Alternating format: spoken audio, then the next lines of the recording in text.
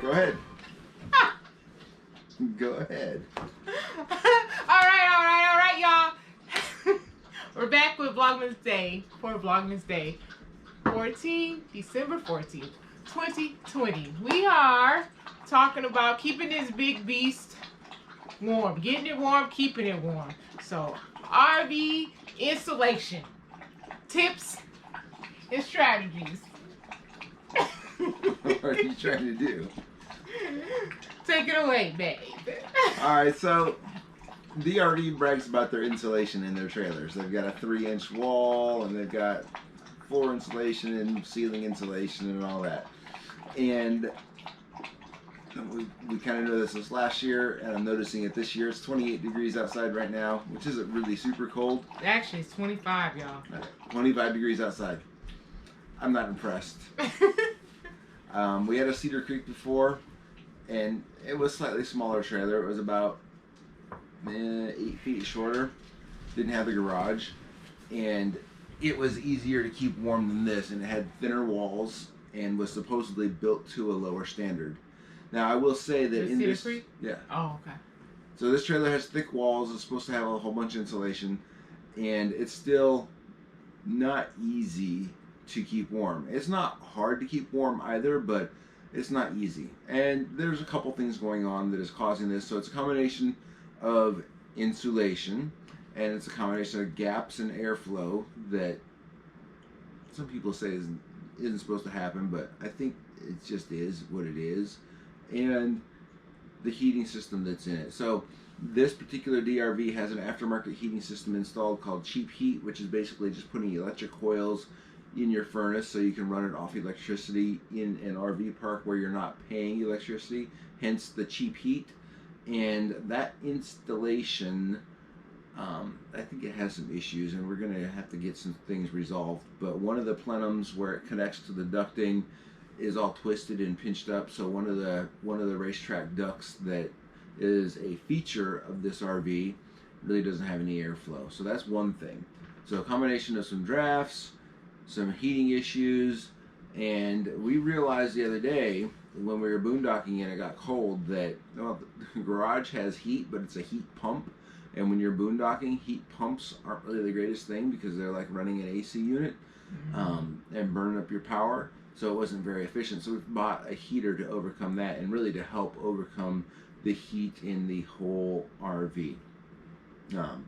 With that being said, we're running Cheap Heat off electric, so we're not paying for that because it's not metered electricity here. And then we've got our fireplace going, and we've got a couple small space heaters going to help keep it, and it's nice and toasty. It's probably 75 degrees in here right now, which is actually kind of warm. But all in all, it keeps it warm, but it's not super warm and it's not super efficient. I think if we were to switch over to propane, it'd probably heat a little bit better because the propane heat puts out more BTUs. But I don't want to really burn all our propane really fast when we have to pay for that. So yeah, it does do pretty, I would say it does pretty good on the insulation, but I'm not saying that it does a whole 100% better than the Cedar Creek. I do notice the heat coming out of the vents isn't super warm, and it's not strong. No, it's not. Like right here, there's not much airflow at all, and it's not really that warm either coming out of the vent. So if we did not have electricity, I would be worried about our heating. So we're gonna have to do some work to see if we can overcome that. We've done a couple things to try to overcome it in the short term. We went ahead and we'll show you. So walk y'all around to some spots that what we done. So we've got some foam pipe insulation that we took and we put underneath this kitchen slide here, because this kitchen slide is a raised slide, and where it comes in there's two rubber flaps and they really don't provide much insulation value, so a big breeze comes in there. So we kind of pinch that all into there, and then take you back So here. Show you kind of did. This is the pipe insulation that we're using. Candace is modeling it. Yay. It's flexible. It provides a little bit of insulation and it works out for Yeah. And it's cheap. It's like, it has cut down the draft. You got it at Home Depot. Yeah. It's cheap. It cut down the draft greatly under there. Yep. And then if we go back here, you're not going to be able to see it because the door's not open. But at the bottom of that door right there, you can, no, you can't see it. Yeah. Anyways, at the bottom of the door there was like a 1.5 inch gap and the air was just flowing in there. And it was a little breezy on the, I'm showing Candace here so she can tell you. It was breezy on the feet. So, anyways. And then, to overcome this whole situation, we are going to try this Olympian Wave 8, which is a radiant propane heater. It doesn't actually use a flame. And we're going to try that. Now, we checking to make sure checking to make sure we're in the video. So, that is a up to 8,000 BTU heater. It's supposed to be suitable for heating trailers up to like 25 feet long. So as a supplemental heater, and we bought it primarily for the garage so that when we're not hooked up, we don't have to use the electric heat in the garage. I'm gonna grab it real quick. Just put it on for y'all one more time to see. So we bought it. We haven't unpacked it because what wasn't clearly communicated in the description for this heater is that the legs. That's why I wanted to get it. Yeah.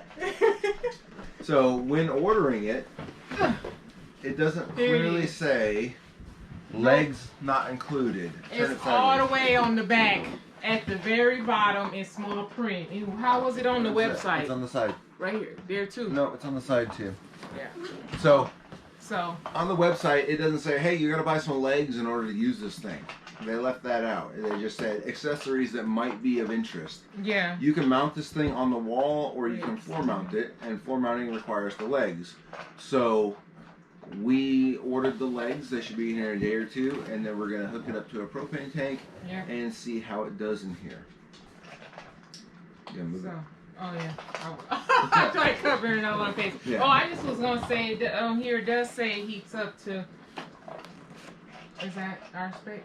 Is that 20, for all three? We're at the bottom. Oh. So up to 23 foot RV. Yeah. All right, we'll put it's in the way. So we're gonna give that a shot and see if it does some supplemental heating. And the other reason that we wanted to get it is because it's like 99% efficient. Whereas your big blower furnace is like non-efficient whatsoever. It blows a lot of heat outside and doesn't really produce a lot of heat for the amount of propane that it burns. That's 99% efficient because of the way it combusts and it has no flame, so it should be safe in the RV. So we're gonna give that a shot. When we do, we will do a review and we will let you know how it goes. Yep. So we're up here in Michigan. It's cold outside to the point where we had to disconnect water and fill our water tank. Yeah. And everything's freezing up outside. It tried to snow on us, and we're trying to stay warm. So far we have stayed warm, but it was nice to cut down the drafts a little bit, and it would be nice to not rely on electric heat as much as we are. Yep. What you gotta say? That's that. You think pretty much you said everything. It's nice not to feel as many drafts as you walk across. Now, the closet. You mentioned that. The closet in our bedroom, it is like cold. If you go in the cabinets, it's cold. In comparison to rest of the house, even when it's warm. So I guess that just is what it is, right? Yeah. Well, so a common thing that happens in these trailers is the insulation that's behind the front cap, so between the front cap and the closet, tends to fall down. So I need to take the front closet apart and redo the insulation there so that we actually have something. Right now I think what we have is a 1/16 of an inch of fiberglass and a 1/16 of an inch of cheap board with some air in between it for insulation in our closet.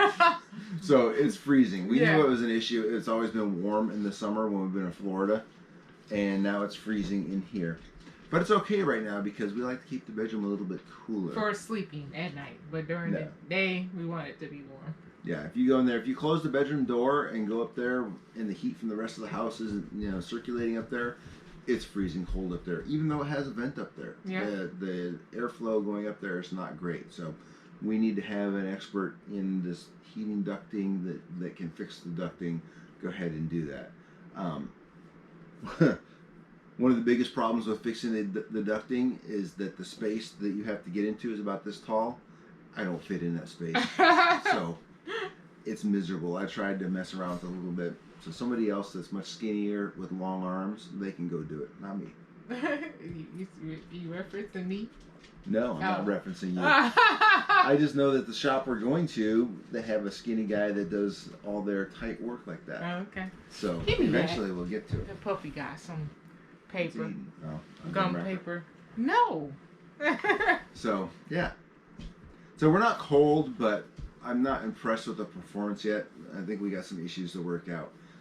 Generally, we would be headed south and we wouldn't deal with this crap, but that family thing, you got to go visit family for the holidays. It's a good thing.